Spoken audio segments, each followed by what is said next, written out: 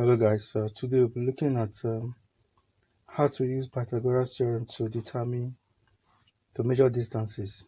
Okay, Pythagoras theorem is known to have been started by a Greek philosopher with the name Pythagoras. Okay, and it actually works only with a right angle triangle.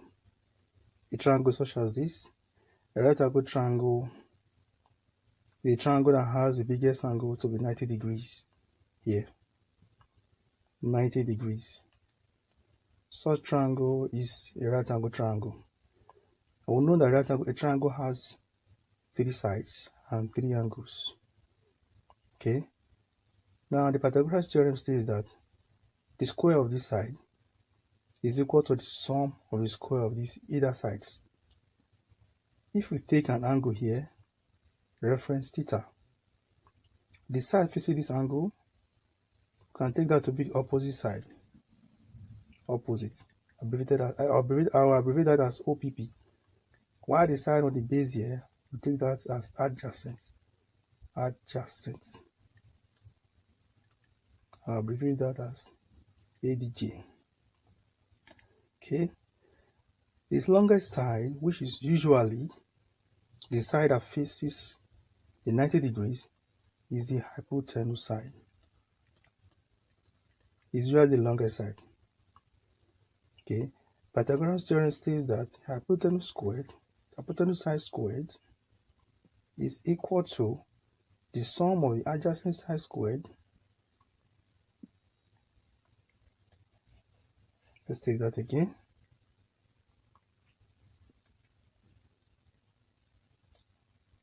The hypotenuse side squared is equal to the sum of the adjacent side squared plus the opposite side squared.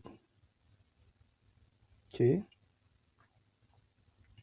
If we have here to be 4 kilometers, we have here to be 3. We're asked to find the long side here, the longest side hypotenuse. 3 is the adjacent side, 4 is the opposite side. If we take this side to be A squared in the hypotenuse is equal to adjacent side squared 3 squared plus opposite side squared 4 squared. 3 squared here is 3 times 3, that's 9. 4 squared is 4 times 4, that's 16. A squared is equal to 9 plus 16, that is 25. Now to find the value of A, you take square root of both sides.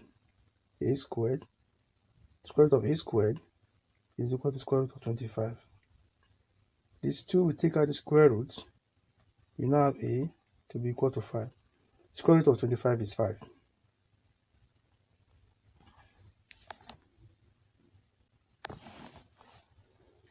Okay, if we take a look at another example, a practical example, you remember your cardinal points.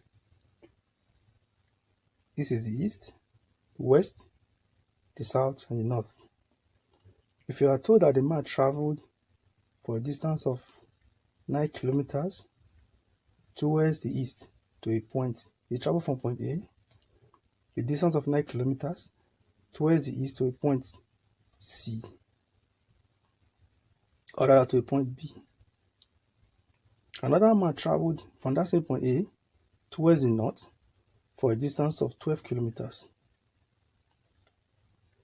to a point C. Mr. C traveled towards the north, Mr. B traveled towards the east. They are now asking you how far apart are they? How far apart are they? Let's take that this side as A. Like I said before, this is 90 degrees, which made this triangle to be a right angle triangle. The side facing this angle here is the hypotenuse. So to find this unknown side, again, Pythagoras theorem works when you're given two sides of a right angle triangle, and you have to find the other side. You may be given this side and this side to ask to find this other side here. That's where it works.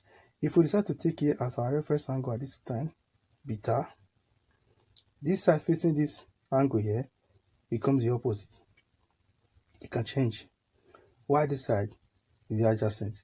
This longest side here usually remains the hypotenuse, A. So I have A squared to be equal to adjacent squared, 12 squared plus opposite squared, 9 squared. A squared, 12 squared is 12 times 12, gives you 144, plus 9 squared is what? 81, that's 9 times 9. A squared gives you 144 plus 81. That gives you 5. That gives you 12. This gives you 225. So A squared is equal to 225. To find the value of A, you take square root of both sides, take square root of 225. Let's go with this. You have A to be equal to what? 15 kilometers. So the distance between them is now 15 kilometers.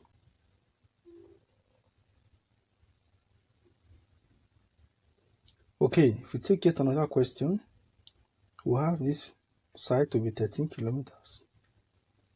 Here is 5 kilometers, and this side is unknown.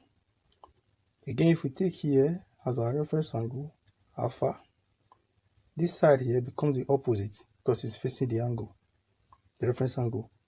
While this side is the adjacent, and here, like I said, remains the opposite side, hypotenuse side, because it's facing the 90 degrees. It's usually the longer side. So we're looking for x now. So again, hypotenuse squared, 13 squared, Pythagoras theorem, say hypotenuse squared. From Pythagoras theorem, you write from Pythagoras theorem,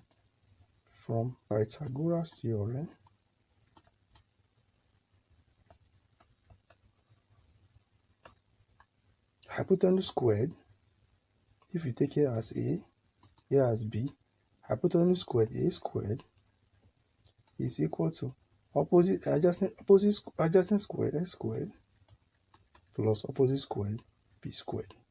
What is A? A is 13, 13 squared is equal to S squared, yes, it's unknown there, plus opposite squared, B squared.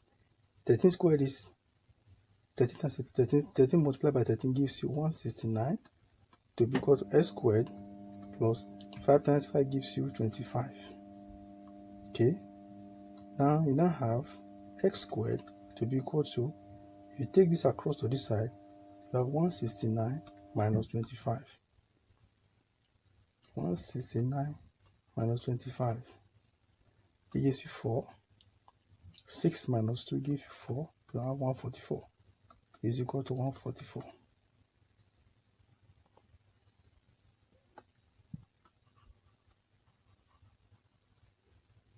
Going forward,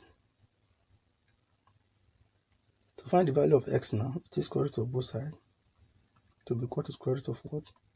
144. This cancel this, you have x to be equal to what? 12 kilometers. Subsequent videos will be looking at how to find the value of, in case you are given just two sides, or just one side, and you have to find the other two sides. You cannot use Pythagoras theorem. You know how to use basic trigonometry. So in our next video, we'll be looking at how to use basic trigonometry. You would have heard of the SOHCAHTOA to actually find the other side of a right angle triangle, such as this, when you are given just one side.